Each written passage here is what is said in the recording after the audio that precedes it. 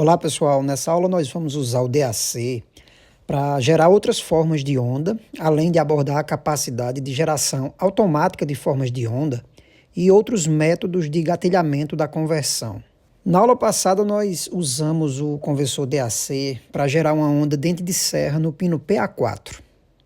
Nesse exemplo de código aqui nós vamos usar o DAC para gerar uma forma de onda senoidal com uma frequência de 50 Hz no pino PA4 por meio de uma lookup table.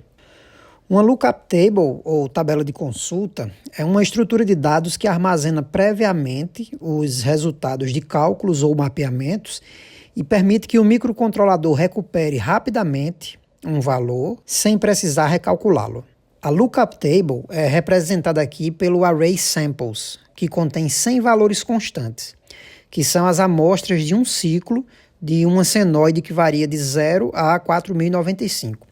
Esses valores eu calculei previamente, usando uma função senoidal, e já disponibilizei aqui nesse array para evitar ficar sempre recalculando esses valores diretamente aqui no código. Isso tem dois objetivos. Primeiro, eu economizo o custo computacional do cálculo de uma função trigonométrica pelo microcontrolador. E segundo, como os valores são constantes, devido ao uso do modificador const na declaração do array, isso faz com que o array seja salvo na memória flash e não na memória RAM do microcontrolador. Aqui no STM32 a gente tem mais memória flash do que memória RAM, semelhante ao que a gente tem num desktop, por exemplo, onde nós temos mais capacidade de armazenamento num HD ou num SSD do que na memória RAM.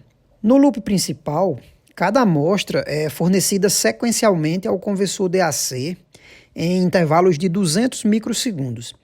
E ao final do array, o ponteiro reinicia da primeira amostra. Então, 100 amostras, sendo uma a cada 200 microsegundos, resulta em um tempo total de 20 milissegundos para cobrir todo o array. Ou seja, o período dessa senoide vai ser de 20 milissegundos e, consequentemente, a frequência vai ser de 50 Hz. Para mudar a frequência do sinal, basta eu mudar esse delay aqui. Então vamos compilar e gravar esse código e observar o resultado na prática.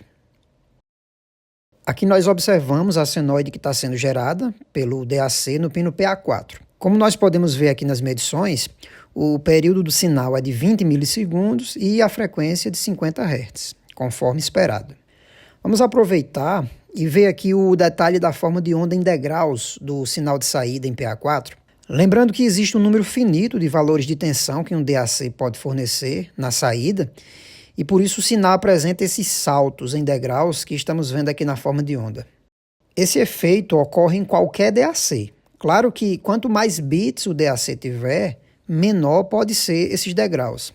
Além disso, nós conseguimos suavizar esse sinal e aproximar um pouco mais de um sinal analógico ideal usando um filtro analógico passa-baixas na saída do conversor. Filtros analógicos são abordados em outras disciplinas de eletrônica, mas, basicamente, um filtro passa-baixas é um circuito que recebe um sinal de entrada e fornece na saída apenas as baixas frequências do sinal de entrada. No estudo teórico de sinais, os sinais que apresentam descontinuidades, como o sinal de saída de um DAC, implicam na presença de componentes de alta frequência, geradas por essas rápidas transições aqui. Então, um filtro passa-baixas vai eliminar essas rápidas transições e vai suavizar o sinal de saída. Enquanto na saída do DAC nós temos um sinal desse tipo, após o filtro nós temos o mesmo sinal, só que suavizado. Existe uma variedade muito grande de implementações práticas de filtros analógicos. A mais simples é a implementação que usa um resistor e um capacitor, chamada de filtro RC. Então, nessa figura, nós vemos o sinal de entrada e o sinal de saída desse tipo de filtro. Claramente, nós percebemos a suavização produzida pelo filtro no sinal. Eu estou observando aqui agora no osciloscópio o sinal de saída do DAC e o sinal de saída de um filtro RC que eu montei aqui, e a gente também percebe o efeito de filtragem no sinal. O sinal aqui de cima é a saída direta do DAC e aqui embaixo é o sinal filtrado. Nesse outro exemplo aqui, eu tenho basicamente o mesmo código, mas a lookup table é essa outra que está nesse arquivo aqui. Ela possui bem mais amostras e essas amostras representam um sinal de áudio. Aqui é um trecho de uma música e isso aqui seria equivalente a um arquivo de música, por exemplo. Então, eu vou fornecer cada amostra dessa aqui no conversor DAC a cada 22 microsegundos. Vamos compilar, gravar e ver o resultado no osciloscópio. Então, esse é o sinal de áudio que está sendo gerado agora. E agora eu vou injetar esse sinal de áudio gerado pelo STM32 na entrada da minha placa de som. E vou gravar essa informação. O resultado é esse aqui que vocês estão ouvindo, ó. Ou seja, é um trecho de música tocando em loop. É possível fazer com que o DAC gere automaticamente uma forma de onda triangular ou um ruído. Isso é útil para a gente usar esses sinais para testar alguns sistemas embarcados. No STM32, nós podemos selecionar o tipo de sinal que desejamos gerar automaticamente e também a amplitude. A geração automática de formas de onda no DAC do STM32 F407 é habilitada configurando os bits Wave do canal correspondente no registrador CR do módulo DAC. Os valores binários possíveis de configuração são esses aqui, ó. Quando a gente escreve 00 nesses dois bits, a gente está desabilitando a geração de forma de onda, que é o padrão. Quando a gente escreve 01, então a gente está habilitando a geração de forma de onda de ruído. E quando a gente escreve 10 ou 11, nós estamos habilitando a geração de forma de onda triangular. A amplitude da forma de onda é selecionada dentre 12 opções, configurando os bits M-amp, de máscara de amplitude, do canal correspondente. Os bits M-amp devem ser configurados antes de habilitar o DAC, porque depois que você habilita o DAC, nós não podemos mais alterar esses valores aqui desses bits. Então, as opções de amplitude aqui mostram que a amplitude é selecionada com 1, com 2 bits, com 3 bits, 4 bits, até 12 bits. Então, você pode escolher uma dessas opções para que a onda, né, triangular ou a onda de ruído gerada tenha amplitudes com essas quantidades de bits. E aí essa amplitude pode variar do valor 1 até o valor máximo de 4.095. Como é que ocorre a geração automática de formas de onda triangulares? Então, um contador crescente e decrescente interno é atualizado após cada evento de disparo. O contador vai incrementando até atingir a amplitude máxima, definida lá pelos bits M-amp, né? E depois que atinge a amplitude configurada, o contador é decrementado até 0 e reinicia o processo. O valor desse contador é então adicionado ao registrador de dados de saída do DAC e o resultado da soma agora é quem vai ser convertida. Então, nós podemos ter uma onda triangular iniciando em 0 até o valor máximo, ou nós podemos ter essa onda triangular sobre um valor fixo que iria produzir um deslocamento nessa onda. Ou ainda, nós podemos somar a onda triangular com as amostras de outro sinal aplicado aqui no registrador de dados. Para poder gerar automaticamente essa forma de onda, algum evento de disparo tem que ser habilitado.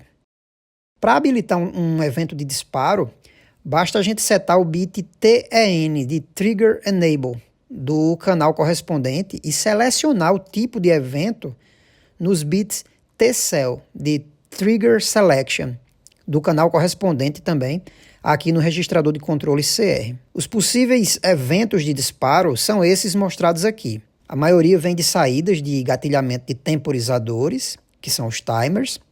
Nós vamos estudar temporizadores em aulas futuras.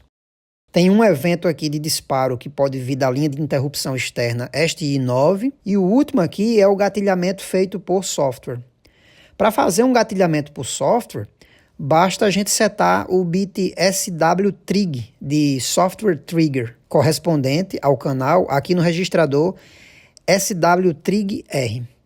Toda vez que nós setamos esse bit, o dado a ser convertido é enviado para o DAC e o sinal analógico correspondente vai aparecer no pino de saída. Vamos ver um exemplo de geração automática de onda triangular com esse código aqui. Aqui eu estou habilitando o clock do GPIO-A e configurando o pino PA5 no modo analógico para ele ser a saída do DAC2. Na configuração do DAC2, eu estou habilitando o clock do periférico, habilitando a geração de onda triangular, escrevendo em binário, né, 1, 0 nos bits 22 e 23, que são os bits wave do canal 2, selecionando para que a amplitude da onda seja de 11 bits, escrevendo nos bits mamp do DAC2, selecionando gatilhos por software, escrevendo nos bits tcell do DAC2, habilitando os gatilhos, setando o bit TEN do DAC2 e aqui habilitando o próprio DAC. No laço de repetição, eu estou fornecendo os gatilhos de software a cada 1 microsegundo, setando o bit SWTrig do DAC2. Compilando, gravando na placa, nós temos o seguinte resultado.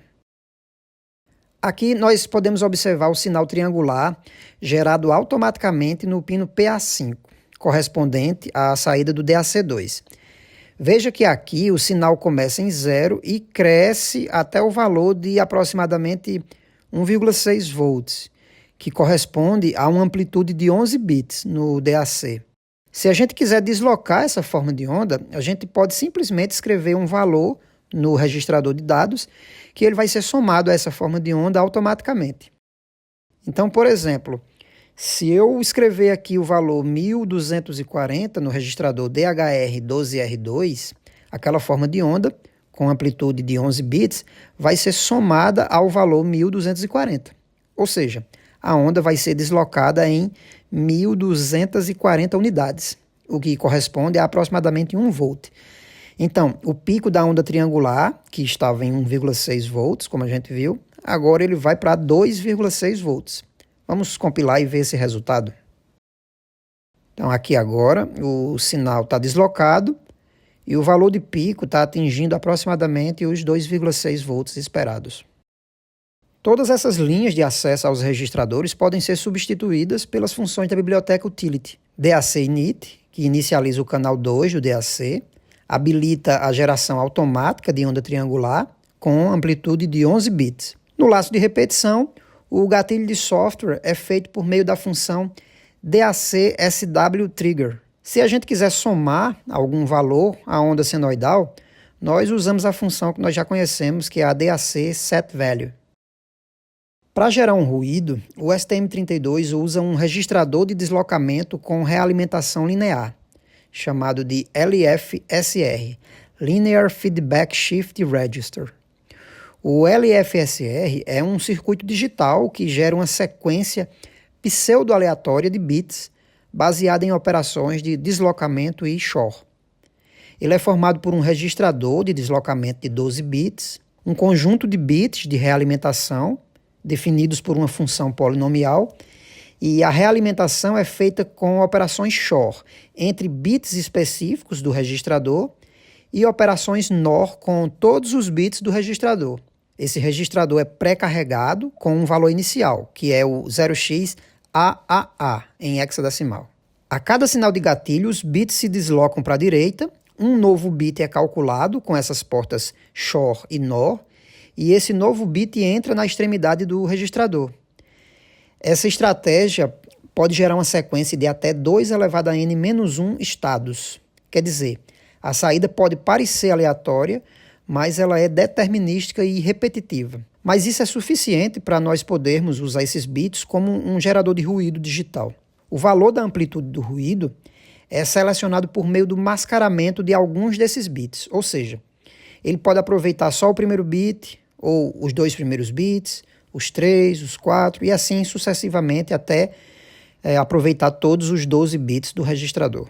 Então, o valor do LFSR é adicionado ao conteúdo do registrador de dados e este valor é que vai ser convertido em uma tensão analógica pelo DAC.